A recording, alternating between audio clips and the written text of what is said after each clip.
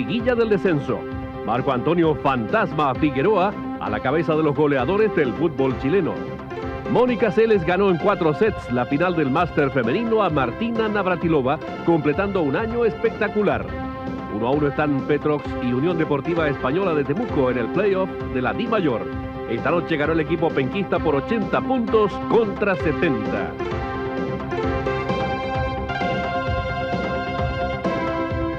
¿Qué tal, amigos? ¿Cómo están? Zoom Deportivo en el aire. La hora 11:30 pasadito, 2 minutos, ¿no es verdad? De la noche, por cierto, o sea, las 23:32. Sergio, voy a dar la hora yo. ¿A usted le gusta que yo dé la hora? Faltan 21 minutos para las 12. Estoy mal. ¿Sabe lo que pasa? No. Yo lo muevo el reloj con el fútbol. Claro. Entonces no es que el reloj sea malo, soy yo el penca. ¿Qué pasó? Ah, es que es de oro el de Carcuro. No, el mío es modesto. Es Ferrari apenas el mío. ¿Qué me dice usted? Es un reloj de Lolo Saurio. Tenemos ahora los titulares que ustedes acaban de escuchar. Y vamos a comenzar, como siempre, con el titular largo. México ha sido una tierra de promisión para los jugadores nacionales. En el momento mismo que el año 1970 se fuera Carlos Reynoso y abriera, con su tremenda actuación, abriera este país a los futbolistas nacionales. Siempre hay muchos futbolistas. La colonia de futbolistas nuestros es muy grande y algunos se quedan, son técnicos, otros tienen escuela de fútbol, otros se quedan viviendo permanentemente allá, y es por eso que Zoom Deportivo, con la inquietud habitual de nuestro programa, destacó un equipo para que fuera a conversar con la gente nuestra, con la gente chilena que está en México. Y el titular largo se refiere a esto. Primero una etapa, una estada en Guadalajara, con conversación con Mario Maldonado, ¿se acuerda? Con Juan Carlos Pérez, en fin, todo eso un equipo encabezado por nuestro periodista Rodrigo Sánchez. Este largo preámbulo es para nuestro titular largo. Una extensa gira por México efectuó un equipo de Zoom Deportivo para conocer cómo viven y trabajan algunos de los futbolistas chilenos avecindados en ese país.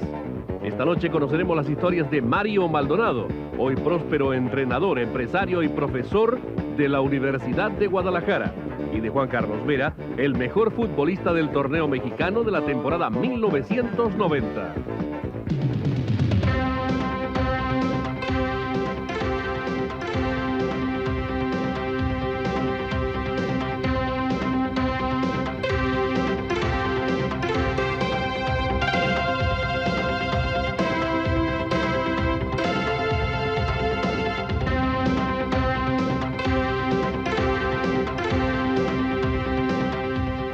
Muy bien, vamos a comenzar el programa, pero voy a comenzar con un anuncio. No es habitual, no me deja, me retan. Eso es cierto. Acá hay algo. ¿A dónde lo muestro ahí? ¿Al lado? ¿El gordo Valenzuela? Gordito, a ver, enfóquele. No lo veo. Ahí está. 6º Campeonato Nacional de Cádiz. Club de Golf Sport Francés. Así es que quiero difundir esto para que usted apoye a estos hombres que son fundamentales en un deporte, que hacen todo el trabajo, caminan como los que ganan, pero ellos no los mencionan en el momento de la gloria. Así es que hay un campeonato de Cádiz. Y ahora vamos al fútbol, a la fecha, a los goles, al invitado estelar, estupendo, gran invitado. Ustedes a lo mejor ahí en los tiros largos de nuestra cámara apreciaron el invitado. Se los va a presentar igualmente que los goles Pedro Carcuro. Consideración unánime de la crítica especializada anoche en ese gran clásico universitario, la figura del partido, el Coque, Jorge Contreras. Con él vamos a conversar. Él es nuestro invitado, el mejor del clásico. Da gusto jugar un clásico como el de anoche porque fue de verdad. Existía la preocupación de una distancia muy larga entre Católica y la U, pero en la cancha vimos un partido muy caliente, muy lindo además. Fue un clásico de verdad. Bueno, antes que nada, buenas noches. Agradecerle el reconocimiento. Al ver que incluso todo el equipo anduvo muy bien anoche, creo que para cualquier componente del plantel de Católica o de Universidad de Chile jugar un clásico es importantísimo. Y el de anoche, bueno, fue beneficioso para lo que es el fútbol, o lo que se quiere dentro del fútbol chileno, porque se dieron dos equipos que entraron a ganar un partido, a tratar de gustar a la gente que se acercó al estadio, Y bueno, que dentro de todo al final siempre tiene que ganar uno y gracias a Dios nos tocó a nosotros, pero que ningún equipo dejó nada, incluso Universidad de Chile, como se dice, vendió cara a su derrota jugándose toda su posibilidad. Porque ¿cómo está la posibilidad de ustedes de ser subcampeones? Porque eso me imagino que es el motivo que los mantiene vivos luchando en este campeonato una vez perdida la opción por el título. Bueno, en cierto modo lo hemos conversado muchas veces en el camarín y depende de nosotros, de poder mantener esta regularidad que llevamos en los últimos partidos, no perder ningún punto. A propósito de regularidad, esa historia de que Católica arruga en los momentos decisivos, ¿cómo están para esta final y las arrugas de fin de año? Es lo que estamos tratando de hacer, o sea, dejar esa imagen que podemos tener ahora en esta parte. O sea, el trabajo justamente de don Vicente es eso, el poder cambiar a la Universidad Católica en las cosas que a lo mejor flaquea, porque en la otra, bueno, hasta él y todo el mundo se siente muy bien cuando ven jugar a Católica como lo hace a veces a principio de temporada. El problema es psicológico. Justamente. Y en eso queremos jugar, nosotros mantener este ritmo que llevamos ahora de partidos ganados y ojalá continuarlo hasta final de temporada y esperar que Coquimbo, por supuesto, deje algún punto en el camino. ¿Y cómo está el Coque? ¿Sigue en Católica el próximo año? Sí, y me siento bastante a gusto y me queda un año de contrato y ahí veremos más adelante si están de acuerdo el técnico o los directivos para ver si lo prolongamos. Vamos a ver los goles, a elegir el mejor de esta fecha. Hay un montón de goles donde elegir, Coque. En realidad está difícil. Porque esta es una de las fechas con más goles en el presente campeonato. Vamos a la imagen, señor director. Jorge Coque Contreras, a partir de este instante, comienza a revisar el clásico universitario. Barrera, Reynoso, estaba en posición de adelanto Percudani, aparece Tupper profundo por la derecha y Barrera anota el primer gol a los 12 del segundo tiempo. Una gran jugada, correctamente habilitado Tupper, profundo Barrera para liquidar ante la salida de Fournier. 12 del segundo tiempo, el festejo cruzado en Ñuñoa. Más de 32.000 espectadores presenciando el clásico universitario. A los 25, la jugada de Castro se junta con su compatriota Fernández. Anticipa Toledo y el Pepe Castro para el 1-1. El partido queda abierto. Sin marca Fernández, sin marca Castro. Y el festejo junto a la barra azul.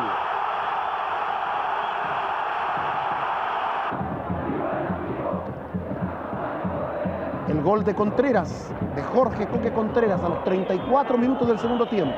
El tiro de esquina de Tupper, el brinco magnífico de Coque Contreras para verlo reiterado desde otro ángulo. Fournier la ve pasar. Y en la raya, Martínez, me da la impresión, tampoco puede. O Musri, sí. A los 37, correctamente habilitado Fabián Stay. No hay posición de adelante. No se justifican los reclamos azules. La pared le pega de revés. Percudani, Stay de nuevo ante la salida de Fournier. 3-1 el marcador. Partido virtualmente liquidado a 8 minutos del final. La 1 se entrega. Fue meritoria la actuación azul, sobre todo desde el punto de vista temperamental. El tiro libre de Fernández, Rivas y el descuento. Católica 3, la U 2. En un clásico memorable. Gran partido.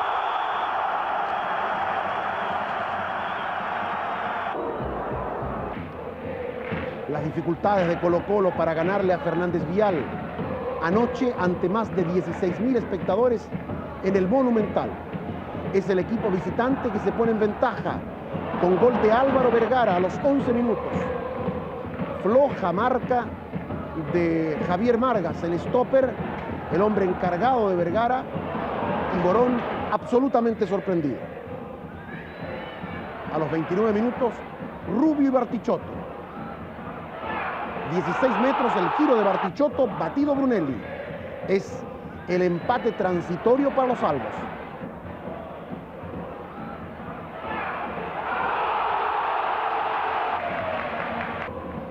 A los 16 minutos del segundo tiempo, correcto el árbitro Enrique Marín, porque hay penal de Vilches en contra de Riquelme. Y decimos correcto Marín en esta jugada porque su trabajo estuvo lleno de discusiones. Amati, a los 16 del segundo tiempo, el 2-1 para Fernández Vial. Y luego le pasaría de todo a Fernández Vial. Resulta que es expulsado Riquelme a los 21 y con un hombre menos a los 22 recibe un gol. Ricardo Mariano Dabrowski. No llega a su izquierda el portero Brunelli y Dabrowski en el festejo que no vivía desde hace mucho tiempo.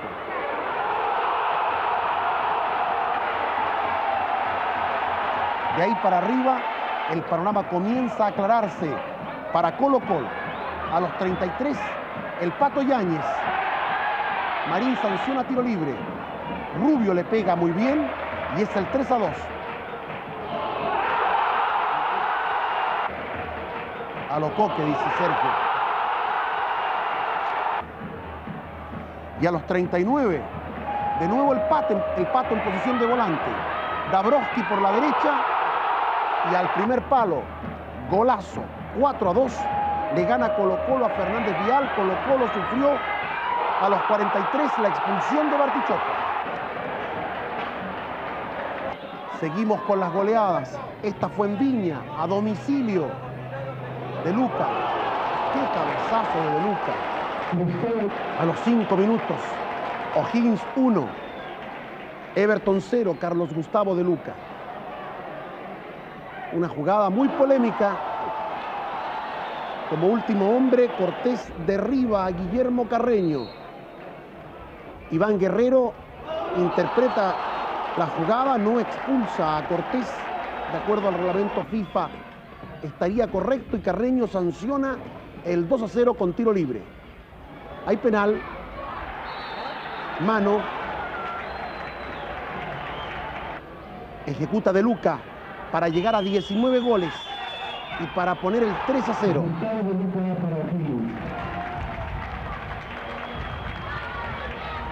Y a los 35, de nuevo aparece de Luca.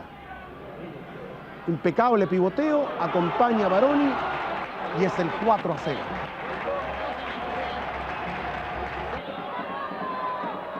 Otra goleada. No tuvo problemas en el Sánchez Rui Moroso, el sólido Coquimbo, para ganarle al subcolista, a Osorno. ¡Qué golazo este! A los 11 minutos, Ramos, 1-0. Arbitraje de Don Segundo Toledo, 4.876 espectadores. Corró deja conversando a dos defensores de Osorno y Cristiano Holguín festejando al público de la cuarta región. Pedro González ingresó en el segundo tiempo. El foul es claro, más encima le dan un pelotazo. Y Pedro González ejecuta con la barrera muy cerca, ¿qué importa? Le da un zurdazo impresionante para el 3-0. La serie la cierra Cristiano Holguín. Es el 4-0. Señalemos que a los 43 expulsado Sepúlveda de Osorno. Ayuda el defensa.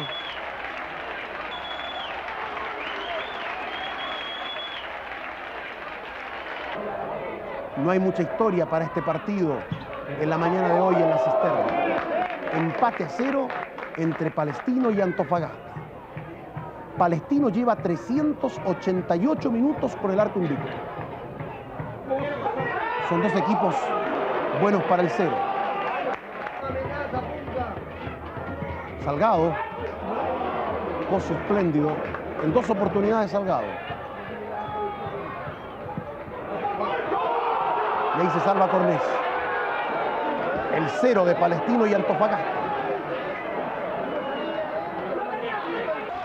El 0 de Wanderers y los 4 de Cobresal. Geria estuvo impecable en los tiros libres. En 5 minutos puso la diferencia. Claro, se la tocan. Ya la pelota está en movimiento, ya no es tiro libre. pero es muy buena la ejecución de Geria. Y este es foul y es expulsión de García.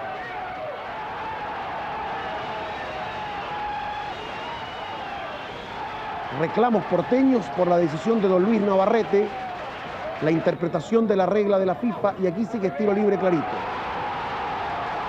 Qué bien le da con comba Geria. Es el 2-0.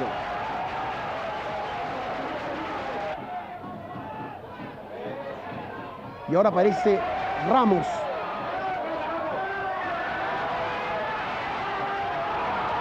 ...3-0, Carlos Ramos.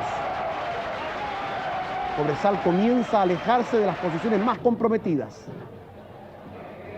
Y a los 33 del segundo tiempo, este es penal.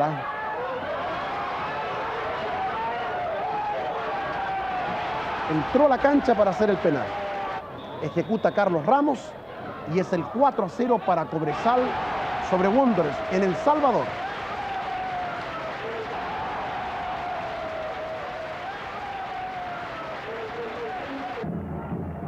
La Serena y un gran comienzo en la avenida Collao. Arbitraje de don Carlos Robles. El Punta Cabello. Villamil. Las instrucciones. Cabello. A los 2 minutos. Es el 1-0 para La Serena. A los 11.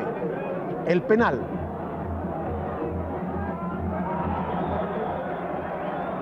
Ameritaba claramente, no sé, para mi gusto, la expulsión, en este caso, Villamil. Barraza y el 2-0. Juan Carlos Barraza de penal. Qué buena es esta ejecución de Almada.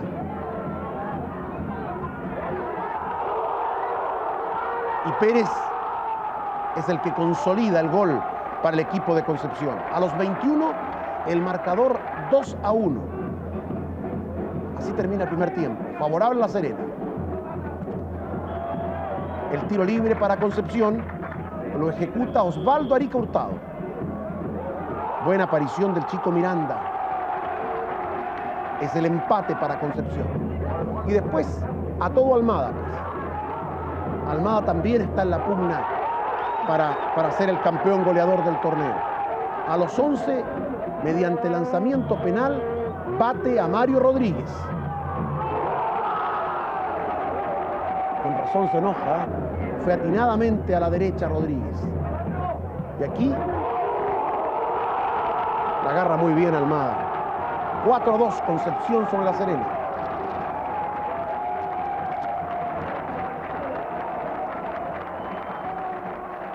Atinada decisión de Unión de cambiar el partido de ayer para hoy. Tuvo buen público, 7.000 personas en Santa Laura, ganó y más encima tuvo una gran cobertura periodística.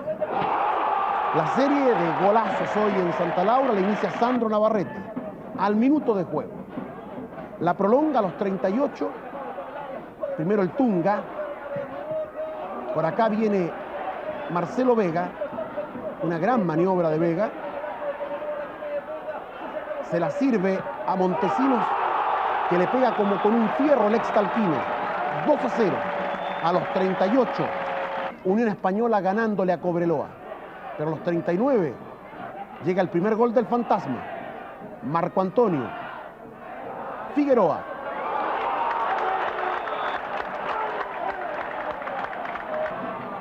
A los 42 del primer tiempo, de nuevo, la ventaja es amplia, es cómoda para la Unión Española. Montesinos. Mire lo que hace Vega.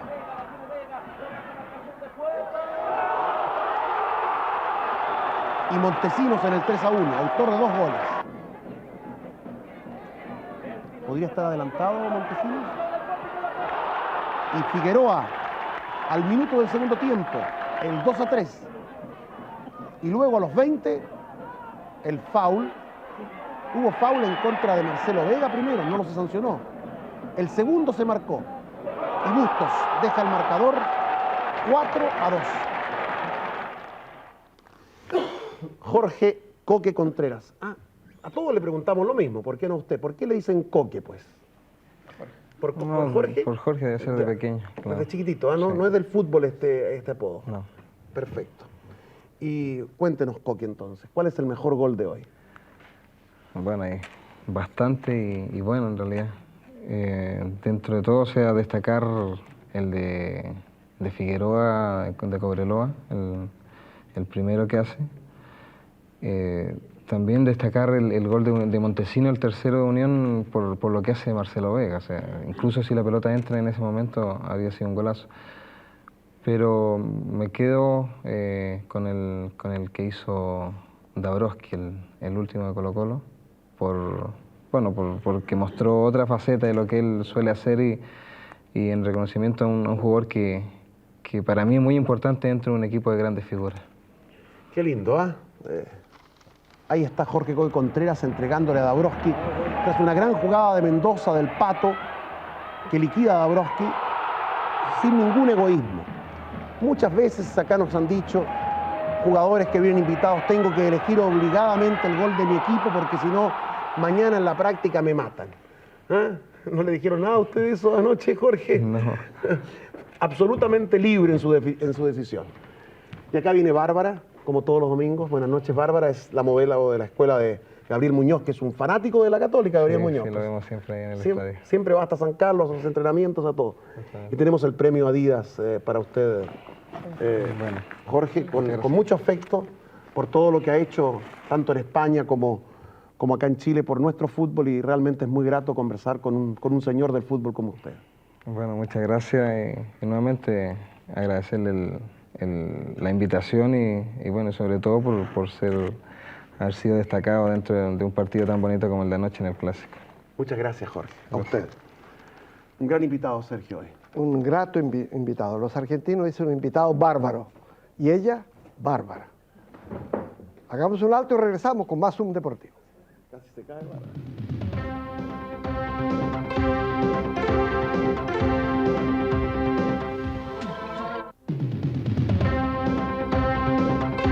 Pedro tuvo razón, dijo una de las fechas con más alta cantidad de goles. No dijo la de más alta cantidad de goles porque tiene razón, porque se marcaron 35 tantos y en la fecha 24, hace 2 fechas atrás, se marcaron 36, uno más. Jugadas polémicas, importantes, debe haber muchas, pero lo dejo con el maestro. Está muy interesante el material que ha preparado el profesor Mario Gask. Mario, muy brevemente, antes de ir a la imagen, una pregunta, porque ya vimos la imagen en los goles. Lo comentó Sergio y yo también planteé la pregunta. ¿Le pareció offside el segundo gol de Montesinos tras el globo maravilloso de Vega en el travesaño? Exacto. El tercer gol de Unión, el segundo de Montesinos. Exactamente, Pedro, fue una posición de adelanto. Cuando Vega disparó al arco y pega en el travesaño, Montesinos ya estaba adelantado. Además que el travesaño no habilita, profesor, ¿no? La jugada se toma en consideración en el momento que Vega la juega, es la misma jugada volviendo del palo para Montesinos. Hace el tercer gol y estaba en posición adelantada. Perfecto. Tras esta explicación, de inmediato entramos a las imágenes para que el profesor Mario Gask nos presente su trabajo de hoy. Aquí tengo la duda, pues. ¿Le parece atinada la decisión de Iván Guerrero de no eliminar al portero Cortés, quien hace ese foul de acuerdo a la nueva reglamentación de FIFA, profesor? Bueno, la reglamentación de FIFA, Pedro Calcuro, deja esto como al libre albedrío de los árbitros, porque la verdad es que, de acuerdo a la letra, debería haber sido expulsado el jugador Cortés, porque es el último Guillermo Carreño, y la verdad es que se produce la infracción y el juez del partido, Iván Guerrero, solamente le muestra tarjeta amarilla. Siempre va a quedar a criterio del árbitro, así que es una situación bastante discutible. Claro, Iván Guerrero dice que la pelota y el jugador no está en la línea del gol y por eso se podría considerar atinada la decisión referida. Y aquí está el primer gol de la UC, pues, que se discute mucho. Lo que se discute es la posición de adelanto de Percudani, Mario, ¿eh? Bueno, ahí están discutiendo los jugadores de la Universidad de Chile, al juez de línea Mario Sánchez. Gastón Castro los hace a un lado, pero hay que tomar en cuenta que aquí, mire, vamos a reiterar la imagen porque el jugador de Universidad de Chile, Reinero, trata de jugarla con la mano esa pelota.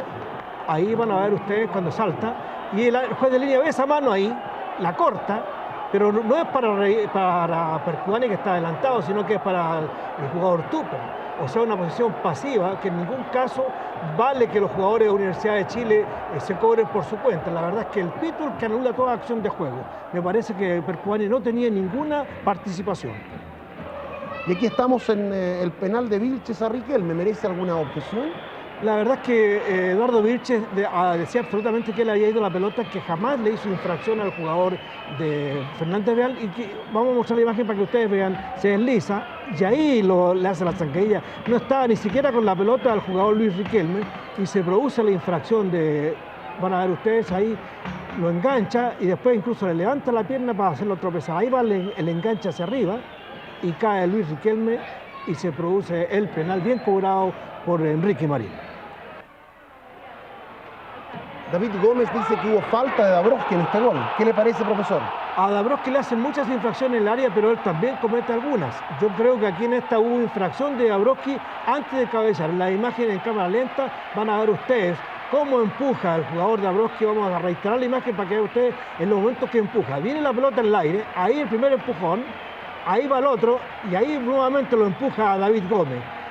Prácticamente lo deja, como se dice en jerga futbolística, con el molde hecho al jugador David Gómez, que no logra cabecear y se va de bruces con el empujón de Dabrowski. Ahí está empujándolo, la infracción y el árbitro ahí mismo.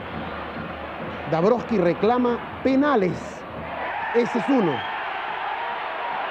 Ese es uno, Pedro. Lo vamos a mostrar en cámara lenta para que vean ustedes ahí. ¿El penal, profesor? Sí, es muy clarito. De David Gómez, vean en la reiteración el empujón y dónde le mete la pierna el jugador David Gómez a Dabrowski antes que llegue la pelota. Miren usted, ahí va el empujón y ahí va el caballazo por detrás antes que tome la pelota. Ni siquiera tiene ninguna intención, ninguna posibilidad de tomar la pelota porque está cubriéndola con el cuerpo a Dabrowski. Ahí está la infracción. Otro penal reclamado por Dabrowski. ¿Fue penal? Este es mucho más claro todavía. La reiteración en cámara lenta van a ver ustedes como el número 2. Pedro Jaque, ahí le pega el empujón, bien usted, ahí lo desarticula, en toda la espalda le pega lo que se dice en términos muy folclóricos, un caballazo por la espalda al jugador Dabrowski. Vean ustedes ahí la reiteración, va a cabecear y lo saca con ese empujón Pedro Jaque, y después David Gómez y el arquero Brunelli prácticamente lo atortillan ahí. Quedó como la palta del sándwich. Exactamente. Y aquí se reclama penal a Camilo Pino. Estamos en el Santa Laura, Unión Española con Cobreloa. ¿Es penal este, profesor? Vean ustedes, no le pega ni a la pelota, sí le pega al jugador a la altura del pecho, lo hace perder la postura al jugador Camilo Pino, lo hace caer incluso. Vean ustedes donde levanta la pierna, lo golpea el pecho. La pelota la juega lógicamente Camilo Pino y el árbitro cobró solamente saque valla, porque para mí fue un penal de Sandro Navarrete. Pero, tras esta jugada, la Unión ahora reclama penal en contra de Montesinos. ¿Qué le parece? Bueno, a mí me parece que en la reiteración va a demostrar que no es penal. ¿Por qué? Porque la infracción se comete fuera del área. Van a ver ustedes la pierna del jugador Miguel Rojas con... Ese es el primer foul. Ese es el primer foul. Que dejó seguir el árbitro. Vean ustedes, ahí se produce la infracción. Se produce fuera del área, vamos a reiterarla para que ustedes vean. Está el jugador con la pierna afuera. Ahí, afuera del área, se produce la infracción y ahí retiran la pierna a ambos jugadores, pero vean ustedes que la infracción se produce afuera, en todo el ángulo del área, que mucha gente creyó que había sido penal del jugador de Cobreloa. Seguimos con la interpretación de la norma de FIFA. Aquí corresponde expulsar a Villamil porque el penal es clarito, ¿no es verdad? ¿Para qué vamos a hablar de eso? Bueno, aquí la regla es bien clara, dice deja la interpretación del árbitro. Yo creo que vale la pena ver la imagen, vean, lo delude, lo echa a correr, le tira al cuerpo, penal, pero era el último jugador. Y la regla dice que en estos casos el arquero no solo se le debe castigar con el penal, sino que también con la expulsión del campo de juego, que desgraciadamente Carlos Robles solamente le mostró tarjeta amarilla al arquero Nicolás Villamil. Y aquí se ha planteado alguna duda respecto a esta jugada. A ver, ¿qué pasa con Rodríguez y Franchino? Mire, Pedro, esto no es penal. No, Van a ver ustedes cómo... ¿Por qué, profesor? Van a ver ustedes que no tiene ninguna intención para Rodríguez, va a la pelota, se da vuelta a tomarla. Lógicamente, con el envión que lleva, tiene que levantar las piernas, pero vean ustedes cómo se tropieza el jugador cuando tiene las piernas arriba el jugador. Miren ustedes, ahí va a tomarla. Se cae Rodríguez. Se casa Franchino y se tropieza en la pierna izquierda del arquero Mario Rodríguez. Van a ver ustedes una vez más. Se tira, levanta, porque va cayendo, y ahí se tropieza y cae. O sea, no hay ninguna intención del arquero Mario Rodríguez en cometer la infracción penal. Ahí estaban las jugadas polémicas. Todas interesantes, todas para seguir analizándolas, Sergio, ¿ah? Muy interesante. Yo pienso que ahí en esa jugada última, cuando lo de Villamil, piden fuera de juego del jugador que se va, a lo mejor algo le repercutió a Carlos Robles. A Carlos Robles, ¿eh? Sí, la referencia desgraciadamente no era para plantear lo del fuera de juego, ¿no? Bueno, veamos cómo quedó la tabla de posiciones, luego de estos resultados, estos goles, de estas polémicas tan importantes, de esta fecha número 26, cuando quedan 4 para que termine el campeonato. Colo-Colo es puntero con 39 puntos, 4 ventajas sobre Coquimbo, que tiene 35, tercero Católica 34, cuarto O'Higgins 32 puntos. En quinto lugar están Concepción Antofagasta con 28, séptimo Cobreloa 27, octavo puesto para Fernández Vial 25, esos tienen asegurada la liguilla hasta el momento. Palestino está a tiro de escopeta en el noveno puesto con 24. A continuación Cobresal y Everton 23, y por ahí empieza a complicarse todo el panorama. En el puesto duodécimo Unión Española con 22. Estarían jugando liguilla en este momento, si hubiera terminado el campeonato.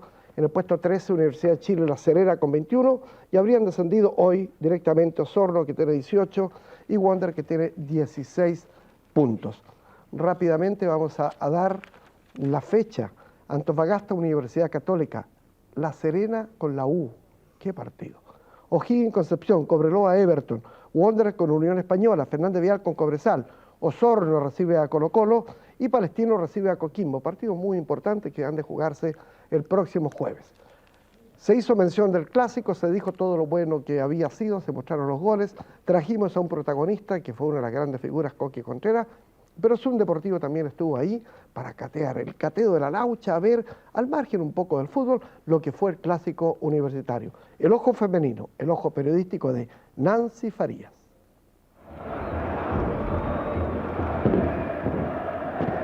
Estos fuegos artificiales son parte de un intento que hizo la Corfuch por revivir un antiguo espectáculo artístico sobre una cancha de fútbol.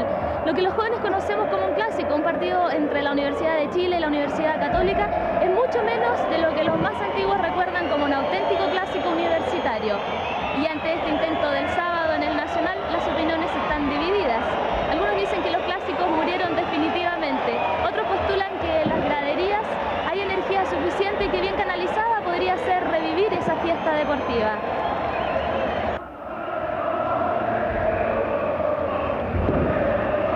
El primer clásico universitario ocurrió en 1939 cuando las dos universidades, la Chile y la Católica, llegaron por primera vez a la primera división del fútbol y se enfrentaron en el recién inaugurado Estadio Nacional. Los hinchas de ambos equipos eran principalmente estudiantes y acudían con fervor a apoyar a sus compañeros. Los planteles estaban integrados también por estudiantes universitarios. Entonces, la fiesta consistía en gritar, animar y hacer chistes de una barra a la otra. Con el tiempo, la costumbre de la fiesta se mantuvo, pero los recursos evolucionaron. Va pasando el tiempo y todo lo que ya se hacía en graderías, porque en graderías, primero el estudiante quiso manifestarse con cartones, con figuras, con globos, con gorros, con cosas. Después ese mismo universitario necesita bajar a cancha para decir algo más. No digo en sentido gimnástico, sino que en algo argumental, y en broma y en serio. Va entregando y va encontrando la solución como para hacer un teatro masivo, circular. Teatro. Rodolfo Soto dirigió por primera vez un clásico en 1945 cuando todavía era estudiante en la UC. Él fue uno de los que le dio características profesionales a la fiesta, el uso de miles de personas que no eran necesariamente estudiantes universitarios. Entonces, importaba más la grandiosidad del show que el sentirse parte de cada club. Eduardo Rabani estuvo entre quienes quisieron rescatar el espíritu universitario para los clásicos. Postulamos así públicamente, lo dijimos, nosotros los estudiantes somos los que debemos hacer los clásicos universitarios, los auténticamente universitarios, revivir en esencia el espíritu universitario, no lo que es profesional hoy día con Rodolfo Soto, con Germán Becker. O sea, había comparsas, había grupos artísticos, había cantantes, habían escuelas de danza. Entonces, toda esa gente, la gente que hacía arquitectura, hacía los diseños, pintaba los de diseño también, Entonces había mucha gente que en cada una de sus áreas podía participar en su propia profesión, ¿no? O en lo que iba a ser su profesión. ¿Y ese movimiento de gente tenía algo que ver con el fútbol? Bueno, la verdad es que poco, poco. Eran calidad de estudiantes. Lo que pasa es que cuando uno entra a la universidad, un poco se inscribe en el fútbol. Quienes recuerdan los clásicos coinciden en la nostalgia. Bueno, para mí son muchos recuerdos. Yo empecé a venir al fútbol, al estadio, en los clásicos de la década del 60, y era un momento muy lindo, muy emotivo, y además siempre un fútbol muy grande. El que más me impactó fue que tenía el nombre de un personaje que se llamaba, si mal no recuerdo, Cocoliche. Antiguamente sí, pues los clásicos eran de con barra, con cánticos muy distintos a los que como se está jugando ahora. Me acuerdo, porque eran tan preciosos.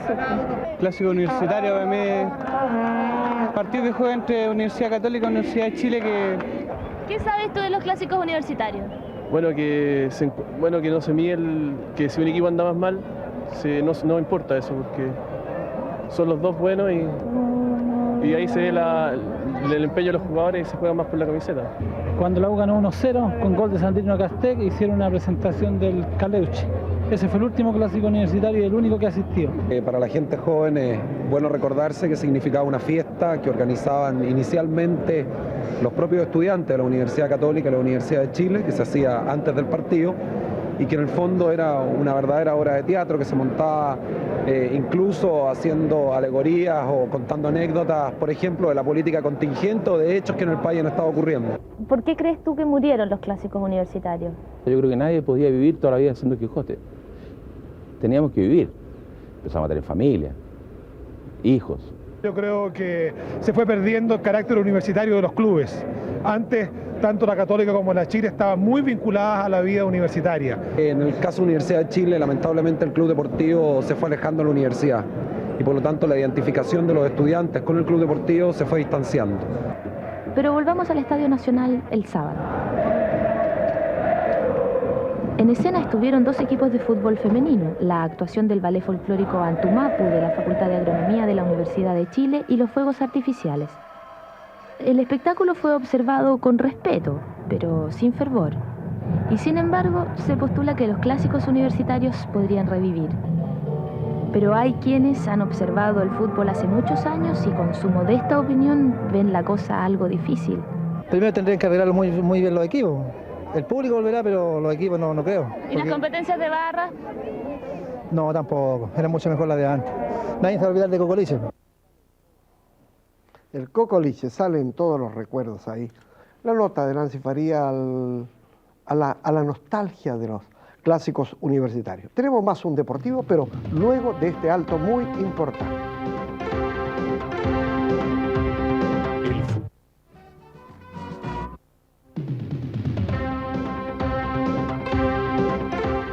Vamos a volver al principio cuando hablamos del reportaje en México. Nuestro periodista Rodrigo Sánchez y un equipo de camarógrafo y productor estuvo trabajando en México. Veamos cuál es su primera entrega.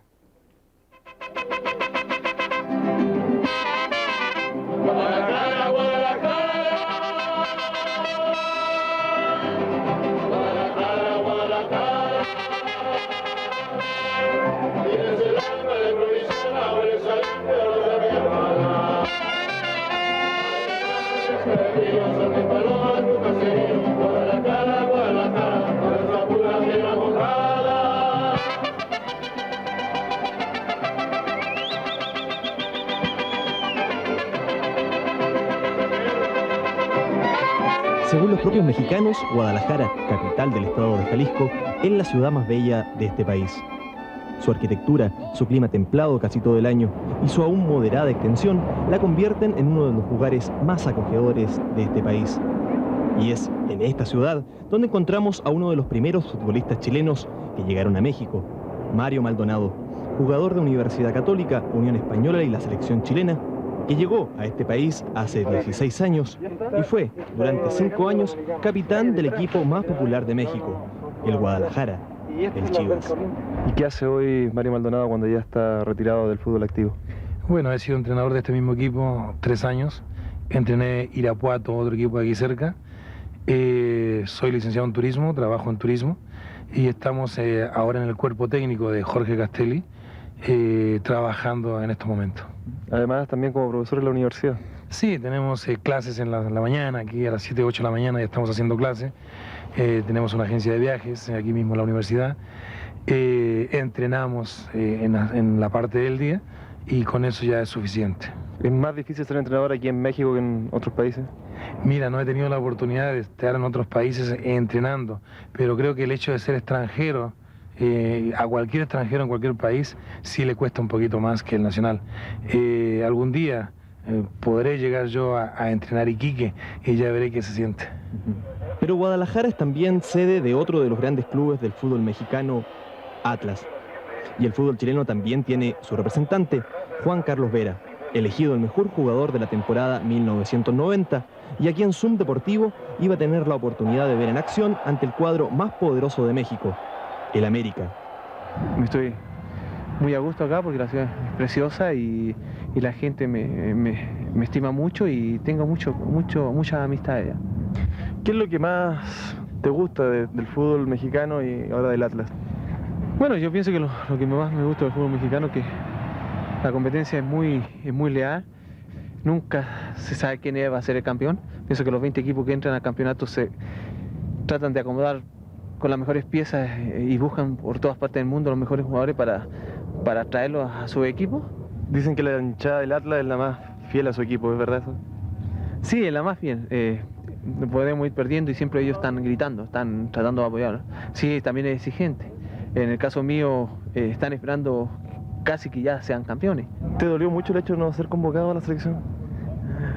Bueno, yo pienso que sí. Realmente para mí fue doloroso. Justamente estaba en las finales del campeonato de México cuando me notificó mi señora que no estaba en la selección. Ella supo la noticia porque la llamaron especialmente de Chile mis familiares. Me comunicaron que yo no estaba en la lista y me llamó al hotel que estaba concentrado hace como 15 días. Y me dijo que no me amargara, que estuviera tranquilo, que ella sabía que yo no estaba en la selección y que siguiera demostrando aquí en México que a lo mejor se equivocaron. ¿Y tú seguiste ese consejo? Pienso que sí.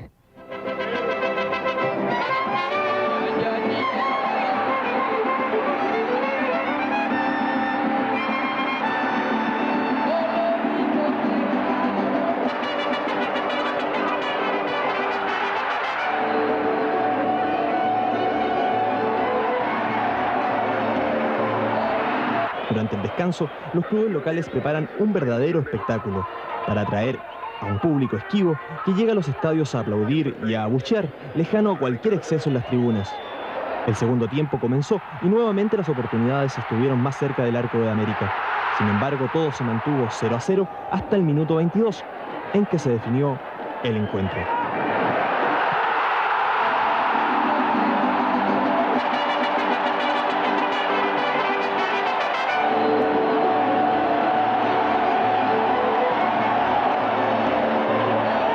Y así, con esta demostración en la práctica del buen momento por el que pasa Juan Carlos Vera, cerramos nuestro trabajo en Guadalajara. Carlos Muñoz, Rodrigo Sánchez, Zoom Deportivo en México. La excelente nota. Tenemos otras notas que iremos brindando a medida que pasan los días. A propósito del fútbol mexicano, viene un cable de Ciudad de México que dice: con un total de 5 anotaciones, los chilenos Ivo Basay y Carlos Poblete, dieron la victoria a Necaxa y Puebla, respectivamente, al disputarse la fecha 12 del torneo mexicano. Basay fue el autor de los 3 goles con los que Necaxa derrotó a Nueva León 3-2 y alcanzó el liderato de los goleadores individuales. Y con ello atrapó al argentino Sergio Verdirame, que también, como Basay, tiene 8 goles. Más atrás, con 6, está Carlos Poblete. Necaxa ganó 3-2. El Atlas, el equipo de Juan Carlos Vera, empató a 1 de visita. Monterrey le ganó al Cruz Azul. Monterrey está ahí, si de Cruz Azul está Ignacio Prieto, en fin, hay jugadores muy importantes. Morelia perdió, el cuadro donde está Juan Gutiérrez y algún otro. Así es que gran momento para el fútbol chileno, y cuando hablaba de la selección, es que fue convocado, jugó un partido, Juan Carlos Vera creyó que podía venir a la Copa América y finalmente no quedó en la lista. Y esto le produjo un dolor muy grande cuando él estaba concentrado con un equipo que no es el de este año, que fue campeón y él fue la gran figura. Dejamos el fútbol mexicano y nos vamos con usted, don Jorge Evia, que tiene noticias deportivas de Chile, del extranjero y de todos lados. Exactamente, por supuesto que la noticia más importante, incluso estaba incluida en los titulares, es el final, el playoff del básquetbol, con 2 encuentros que se disputaron en Concepción. Se lo voy a contar cómo terminaron, porque ya comenzamos la entrega del noticiario nacional e internacional con estas imágenes, que se inician con el triunfo del experimentado jinete de Universidad Católica, Américo Simonetti, montando a Volturno. Fue el ganador del campeonato ecuestre internacional Gran Premio Automotriz Farellones, disputado en el Santiago Pepper Chase. 40 binomios de Perú, Argentina, Estados Unidos y Chile participaron. Simonetti se llevó como premio una camioneta 0 kilómetros.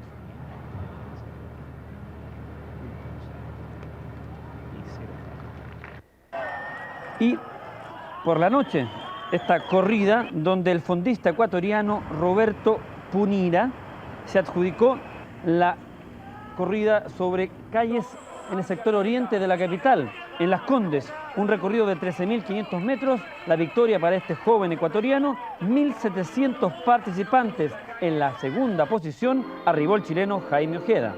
Y en el Gimnasio San Joaquín se realizó el Campeonato Nacional Selectivo de Asociaciones en Patinaje Artístico. La prueba se desarrolló en categoría individual y por parejas. En pantalla vemos al binomio de Muñoz Gamonal. Por asociaciones se impuso la Ferroviaria, el campeonato entonces de patinaje artístico en nuestra capital. Y aquí está lo que decíamos, el básquetbol, están igualados en los 2 primeros encuentros. El sábado en la noche, la victoria fue para Deportivo Española de Temuco por 84-80 sobre el local Petrox. Y hoy, hace un par de horas, terminó el encuentro.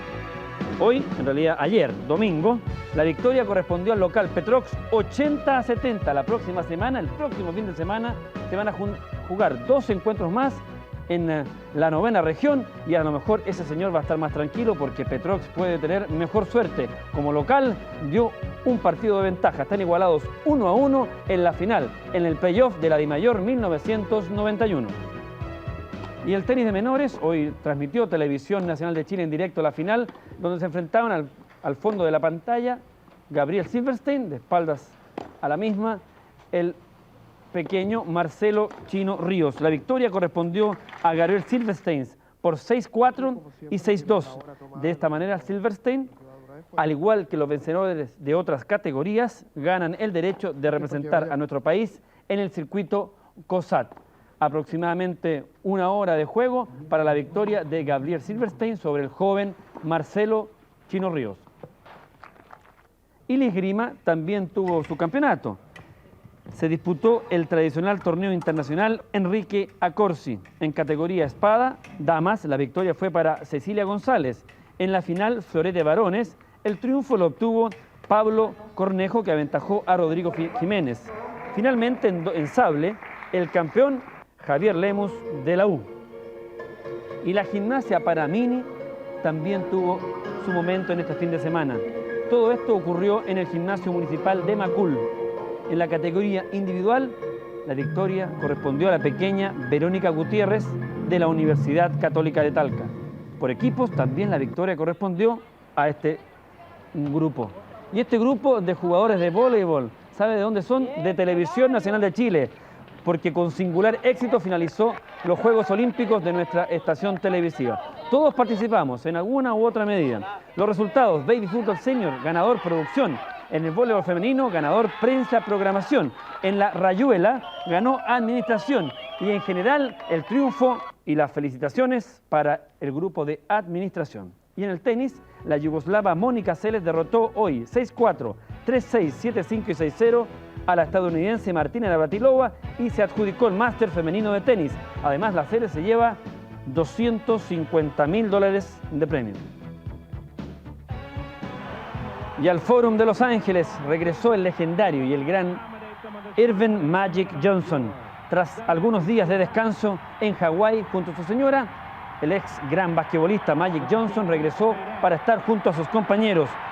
y comenzar su etapa de tratamiento para combatir el virus de SIDA. Y Evander Holyfield, el campeón mundial de los pesos pesados, 29 kilos en pantalla, derrotó, teniendo que echar mano a toda su energía, a Bert Cooper por nocaut técnico en el séptimo asalto. De esta manera entonces se mantiene como invicto Evander Holyfield y buscando la pelea para enfrentar a Mike Tyson. Y este señor es, te lo ubica, claro, Carl Lewis. Carl Lewis y la alemana Karin Krabbe, ambos velocistas, fueron nominados los atletas del año en ceremonia presidida por el príncipe Alberto de Mónaco. Carl Lewis, 6 veces campeón olímpico, 8 veces campeón mundial, y la alemana, campeona mundial en Tokio, fueron entonces galardonados con el premio Los Atletas del Año. Y una última noticia realmente importante. Señala que con espectacular gol en el último minuto de Jaime Pagani, el equipo de Televisión Nacional de Chile, en que participó gente del Mirador y algunos del área deportiva, perdió 9-1 frente a los dirigentes de Universidad Católica. Luego del encuentro hubo un asado y allí dice Televisión Nacional de Chile ganó por abandono. Agradecemos de todo corazón las camisetas que entregó para que pudiésemos por lo menos jugar en buena manera en el aspecto orden Carlos Capurro. En la materia deportiva la verdad que anduvimos muy mal. ¿Sabe qué se notó, Sergio? La ausencia del volante tapón de este equipo, de Carlos Ramírez. ¿Solo eso? Solo eso. Pagani. Un gol. Bueno. Hablando de deporte, fíjese que hay un campeonato femenino, que se están riendo, es verdad, sí, hicimos un gran papelón, no un gran papel. Hay un campeonato femenino que se disputa en China y se jugaron los cuartos de final. Y por los cuartos de final, miren los resultados que hubo. Suecia ganó a China, que era el local, por 1-0. Estoy hablando de fútbol femenino. Noruega, Italia por 3-2. Alemania a Dinamarca por 2-1 en prolongación. Y Estados Unidos, gran revelación a China, Taiwán por 7-0. Las semifinales se jugarán en este orden. Suecia, Noruega, mire, y Alemania, Estados Unidos. 3 europeos y solamente un latino o un americano. Y a propósito que salía por ahí Silverton jugando con el chico Marcelo Ríos, hay un torneo promesa del tenis chileno, me dijeron que por favor lo difundiera, que se va a jugar el martes, miércoles, jueves, viernes, etcétera, y que consta de 2 grupos con los mejores tenistas jóvenes promesa de nuestro medio. En el grupo 1, Gonzalo Prida, Marcelo Ríos, Pablo Díaz, Arturo Carrasco y Paulino Alonso. En el grupo 2, Gabriel Silverstein, Christopher Levert, Javier Jadwe, Gustavo Torrens y Ulises Cerda. Así es que esto es en el Club Príncipe de Gales. Hagamos un alto y regresamos luego, que nos queda, entre otras cosas muy importantes, la hípica.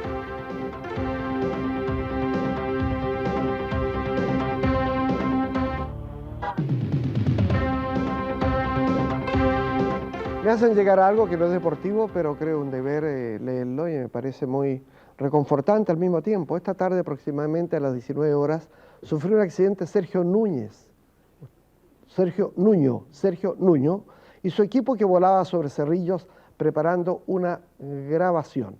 El helicóptero quedó destruido, pero toda la tripulación encabezada por Sergio Nuño quedó salva, solamente con algunas lesiones. Están internados en la clínica Las Condes por seguridad.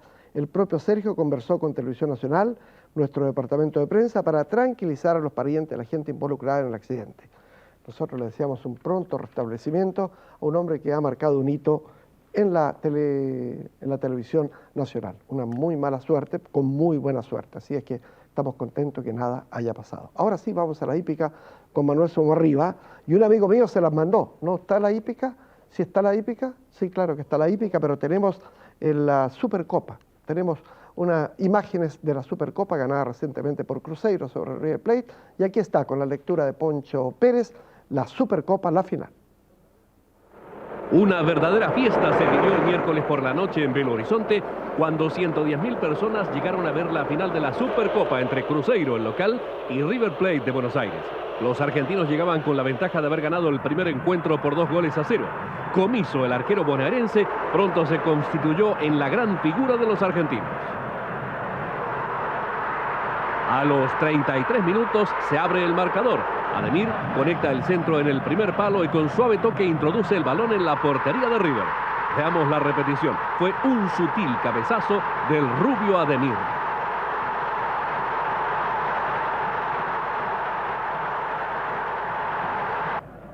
A los 7 minutos del segundo tiempo, un largo balonazo lo aprovecha Mario Tilico para con otra sutileza batir a Comiso. Fue un golpe sorprendente al balón. Siguieron uno tras otro los ataques brasileños, pero Comiso se constituía en obstáculo insalvable. Lo están observando. El suspenso termina a los 30 minutos del segundo periodo. Mario Tilico consigue el ansiado tercer gol y con ello la cuarta versión de esta Supercopa en cuya final hubo 3 chilenos.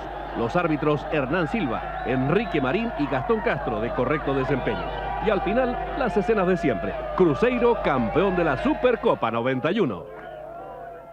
Indiscutible campeón que debió haber alargado las cifras. Recordemos que empató 0-0 con Colo-Colo allá en Belo Horizonte y empató 0-0 con Colo-Colo acá. Colo-Colo no perdió con el que fue campeón de América. Ahora sí vuelvo a lo que yo apuradamente le había dicho hace un rato, que un amigo mío la hípica se las mandó el sábado, ¿ah? El señor que me mandó un regalo y todo. Cuénteme todo, ¿qué pasó? Ayer sábado, antes de ayer sábado tenemos que decir a la hora que es el jinete Gustavo Barrera de los astros máximos que ha tenido nuestro Turf, tal como dijo Sergio Livington, se las mandó. ¿Por qué? Porque ganó 6 pruebas de las 16 de la tarde. Algo que por lo menos a mí nunca me había tocado ver en un programa tan extenso en nuestra hípica, pero a la vez tan competitivo, porque son muchos jinetes los que andan en el post del triunfo. Pero lo que llevó al entusiasmo máximo al público fue que las carreras 8, 9, 10 y 11 las ganó en una seguidilla. Vamos a las imágenes sí que tenemos especialmente preparadas, donde otro jinete nacional, José Santos, piloteando la potranca Talkback de Alarm, hizo una gran carrera en Nueva York en el hipódromo de Aqueduct. Y tenemos que decir, ahí lo vemos piloteando la yegua Tordilla que acciona junto a los palos, que poco a poco se ha ido recuperando en su rendimiento ya desde que volvió de California. Y aquí lo vemos como lanzado en veloz carrera, lucha en un cerrado a mano.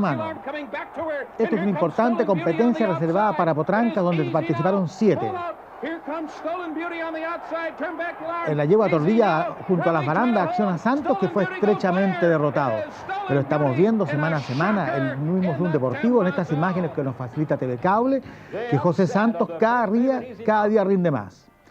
Bueno, y el sábado en el Hipódromo Chile destronaron a una campeona. La velocísima Chemil Lembranza disputa un mano a mano con Bless, olvidando que además había otros rivales en este premio. Luis Roseló Bordé, a 400 metros, piloteada por Cristian Rojas, parecía ser dueña del campo cuando doblega a Bless, que empieza a quedarse agotada. Miren la llegada, pero de atrás, atropellando con una fuerza inusitada regatera, bajo el mando del jinete Jorge Tobar y con Tessa Vela por dentro, postergan al tercer lugar a la que por un momento fue reina exclusiva de la velocidad en la pista del Hipódromo Chile. Tal vez volviendo a 2000 metros sea la misma de antes. Pero más tarde en el clásico diario Las Últimas Noticias, sobre 1200 metros, alternó el número máximo que permite la pista en el Hipódromo Chile, 16. Y por ahí, en la silla de Tío Rudy, vemos a Gustavo Barrera vigilar al puntero Platudo que corre lanzado en veloz carrera junto a las barandas. Este hijo de Setemandey de los colores de la señora María Paz de la Cerda no corría desde el mes de abril y lanzado con una fuerza contundente establece un amplio margen que sería más de 5 cuerpos y formó parte de este triunfo de las 6 carreras que ganó Gustavo Barrera, que ya totaliza sus victorias totales en 1.733 competencias a través de su no corta vida profesional. Y en la tarde del domingo en el Club Hípico, elementos del handicap animaron 1.800 metros. Por ahí el veloz Carpi, que lo único que sabe hacer es correr a la delantera, se encargó de marcar rumbos. El argentino Quartz lo marca a presión, más atrás Morgan Star, y por fuera la peruana Cosa de la Vida. Pero perdido atrás, en una gran lección de maestría, el jinete Héctor Salazar encuentra un hueco y piloteando a Monseñor de los colores Tú Aldebarán, de los hípicos Eliodoro Mate y Javier Echeverría, se alza con fuerza para llevarse el primer título clásico de su excelente campaña. Segundo fue Quartz y tercero Morgan Star. Fue la hípica este lunes, tenemos que decir, en Zoom Deportivo. Así es, Manuel Somarriba nos traía toda la emoción, incluso a José Santos, que casi bonito, el caballo casi gana, pero fue solamente segundo. Hemos terminado Zoom Deportivo de hoy día. Un poquitín tarde, pero de todas maneras usted está ahí viendo, observando todo lo que les presentamos. Los esperamos el próximo domingo. Gracias por su atención y que tengan muy buenas noches.